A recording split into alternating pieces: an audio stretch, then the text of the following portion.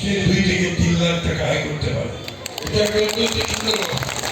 আমরা এই কাজগুলো করতে চাই।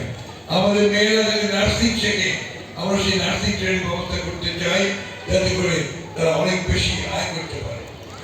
এই হাসপাতালটা যেটা আছে, এটাকে একটা উন্নত মানের হাসপাতালে আমরা ব্যবস্থা করতে চাই।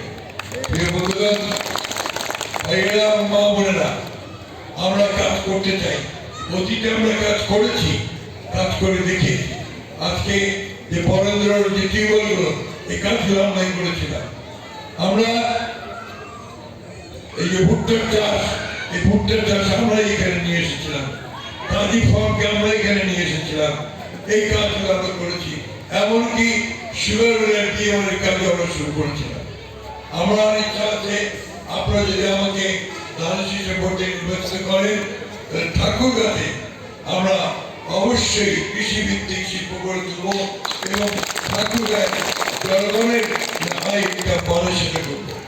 ব্যবসায়ী ভাইদেরকে বলবো যে আপনারা এগিয়ে আসবেন, প্রাইভেট সেক্টর ইনভেস্টমেন্ট করে আমরা যেন এই এলাকার যে বিনিয়োগ সেটা বাড়াতে পারি এবং আমাদের মানুষের আয় রোজগারের ব্যবস্থা বাড়াতে পারি।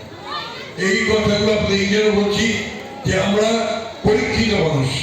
আপনাদের সঙ্গে আমরা ইতিপূর্বে কাজ করেছি, সুযোগ হয়েছে কাজ করেছি, আপনারা সমর্থন দিয়েছেন, ভোট দিয়েছেন, কাজ করার সুযোগ পেয়েছি।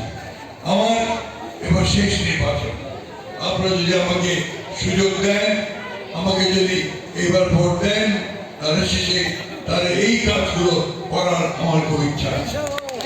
প্রিয় ভাই বোনেরা, আমি শেষ কথা বলতে চাই, ধর্মের ভিত্তিতে রাজনীতি কখনো সঠিক রাজনীতি হতে পারে। কারণ একটা দেশ, এই বাংলাদেশ, আমরা স্বাধীনতার যুদ্ধ করে দেশ স্বাধীন করেছি। আমরা এই দেশে হিন্দু, মুসলমান, বৌদ্ধ, খ্রিস্টান, আমরা সবাই মিলেই এই দেশটাকে স্বাধীন করেছি।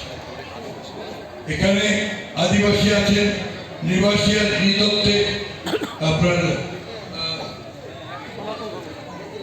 আদিবাসী আছেন, ওরাও আছেন, সবাই আছেন।